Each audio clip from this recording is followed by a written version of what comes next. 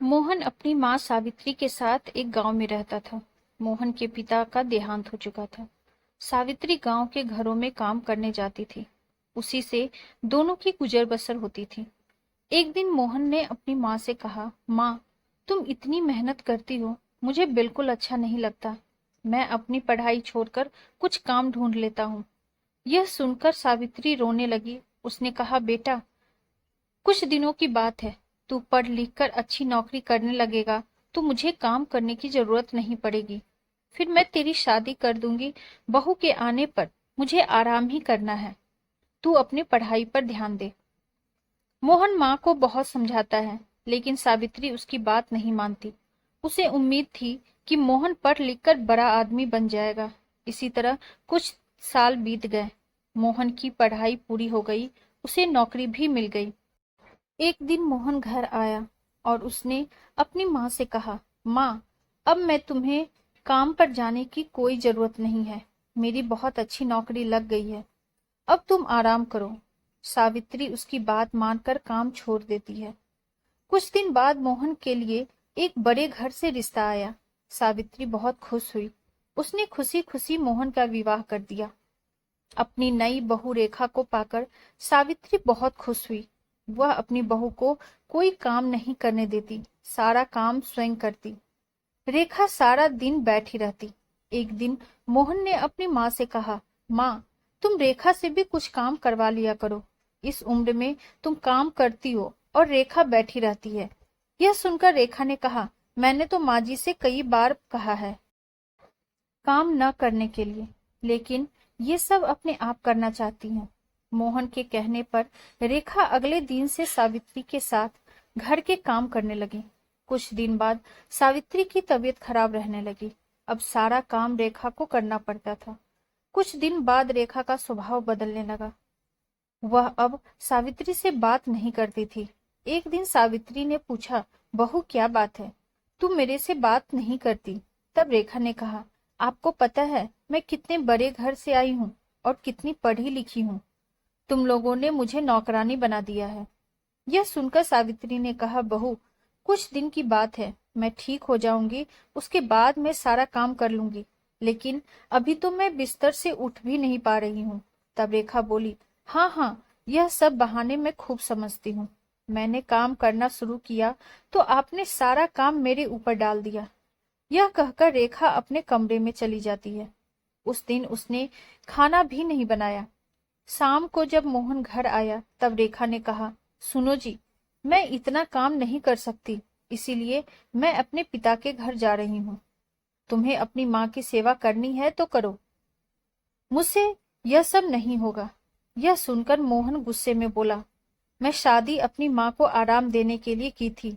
अगर तुम घर का काम नहीं करोगी तो माँ इस बीमारी में कैसे काम करेगी? यह सुनकर रेखा गुस्से में अपने घर जाने के लिए चल दी। तभी सावित्री ने उसे रोका और कहा, बहू, इस घर को छोड़कर मत जाओ, मैं सारा काम कर लूंगी। रेखा फिर भी नहीं मानती और अपने पिता के घर चली जाती है। उसके जाने के बाद सावित्री रोती रहती है। मोहन कहता है, माँ, तुम क्यों रो रही हो? उसका गुस्सा कम होगा तो वह खुद आ जाएगी। यह सुनकर सावित्री कहती है, बेटा, तू अभी उसे लेकर आ और जब तक वह नहीं आए तू भी उसके साथ रहना। मोहन कहता है, माँ, मैं तुम्हें इस हाल में छोड़कर कैसे जा सकता हूँ? लेकिन सावित्री कहती है, तुझे मेरी कसम, नहीं तो मैं अन्न जल त्याग दूंगी और मर जाऊंगी। सावित्री की जिद के आगे मोहन हार जाता है और रेखा को लेने उसके घर पहुंच जाता है। वह रेखा को बहुत मनाता है, लेकिन वह नहीं मानती। रेखा उससे कहती है, हम अलग घर लेकर रहते हैं, तुम अपनी माँ को हर महीने कुछ पैसे भेज देना। मोहन बेमन से उसकी बात मान लेता है और रेखा के साथ अलग मकान में रहने लगता है। उधर सावित्री अकेली रह जाती है। वह अकेले में बैठी बैठी अपने मोहन को याद करके रोती रहती है। एक दिन सावित्री के घर पर कोई दरवाजा खटखटाता है। सावित्री दरवाजा खोलती है तो देखती है सामने रेखा का भाई राजेश अपनी पत्नी के साथ खड़ा था।